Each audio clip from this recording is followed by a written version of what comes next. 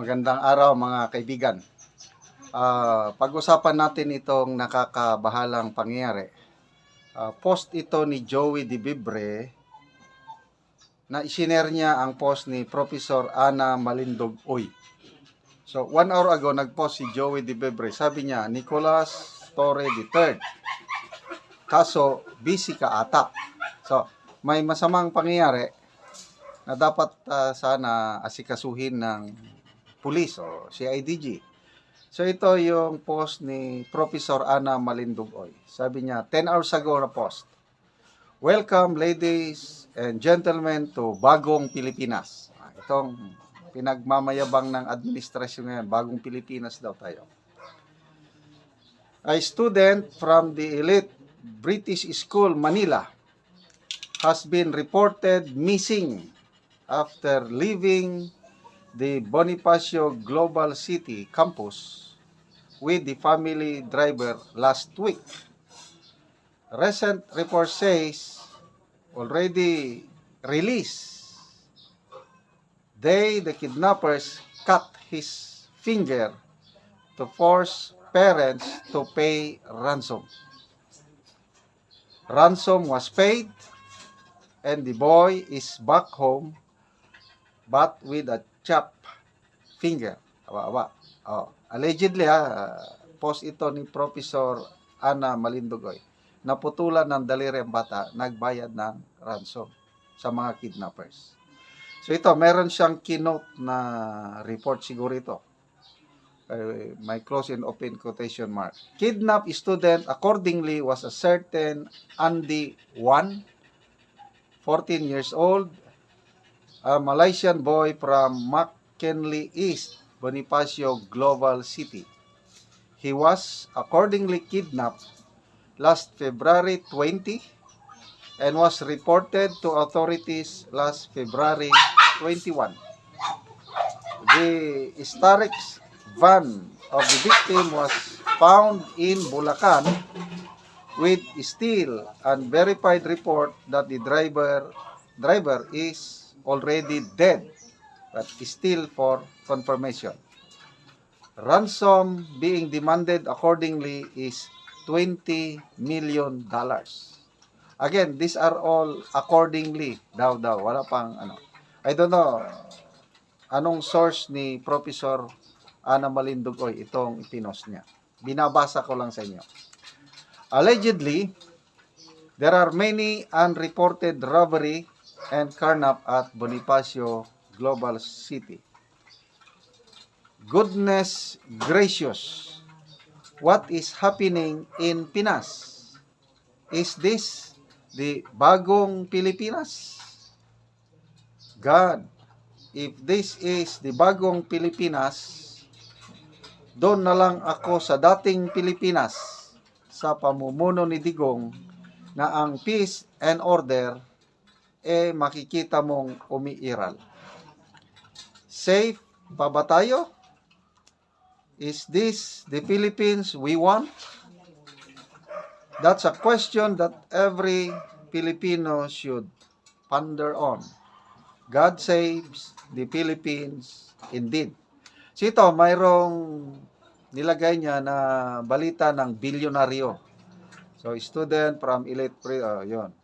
Tapos mayroong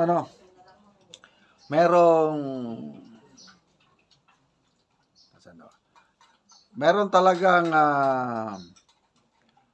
statement ang eskwelahan. Basahin ko Ito. British School, Manila. Message from the head of school, principal. Dear BSM families, I unfortunately need to make you aware of the ongoing situation affecting a family in our school community. One of our senior school students was reported and is still missing after leaving school with their driver after school yesterday. We are working closely with the family and authorities to support the investigation.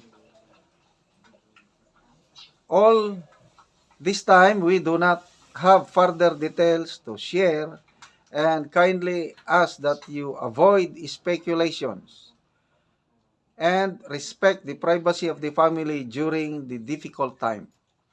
We understand that this news will be unsettling. Our counseling team has been available to support students as required. We have linked guidance here that parents may wish to utilize at home if needed over the half-term break.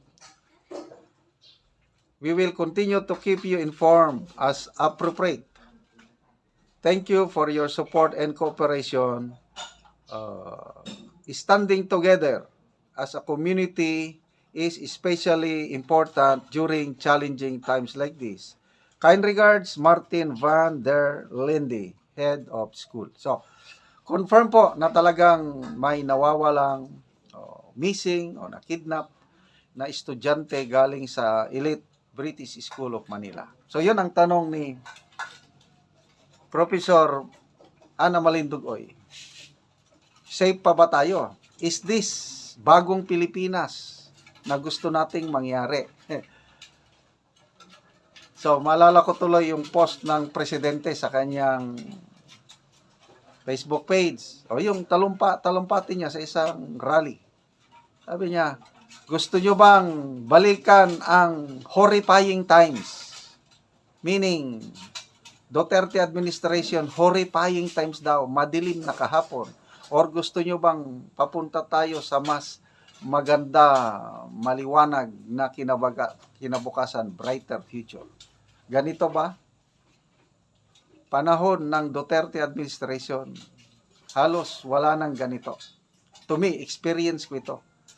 Makapaglakad ako sa gabi, kahit 10 oras ng gabi, hindi ako natatakot. Ngayon, hindi na ako lumalabas basta dumilim na. Hindi na safety ang mga kalsada basta gabi. So, tama yung kay BP Inday Sara, God save the Philippines. Okay, mga kaibigan, salamat sa inyong palaging panonood sa ating channel. Nagkaka-income tayo dahil sa inyo at ang ating sweldo sa YouTube channel nito itinutulong natin sa Tribong Talaandig sa Bukidnon.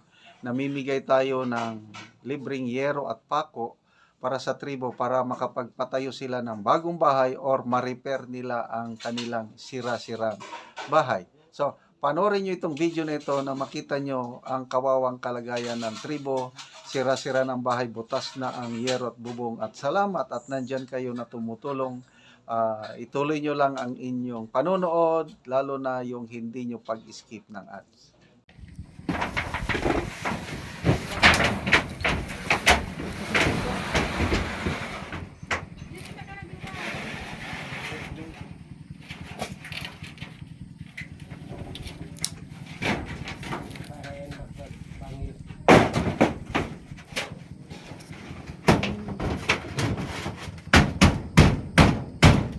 Ang galon kay daot na gyud nga hero. Salamat.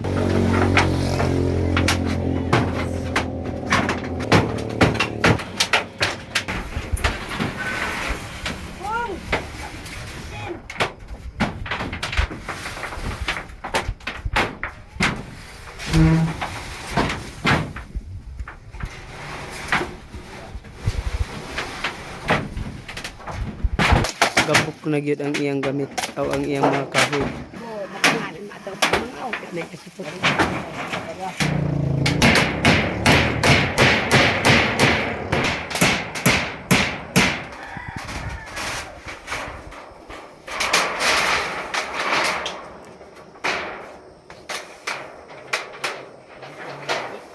Now, ano na pagsuda ang ito pong nakita sa alog.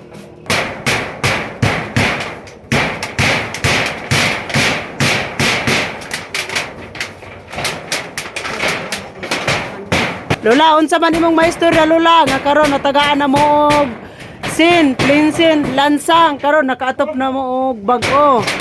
Salamat sa Ginoo. Nagatan-aw sa video nga nakaatop na gid ni.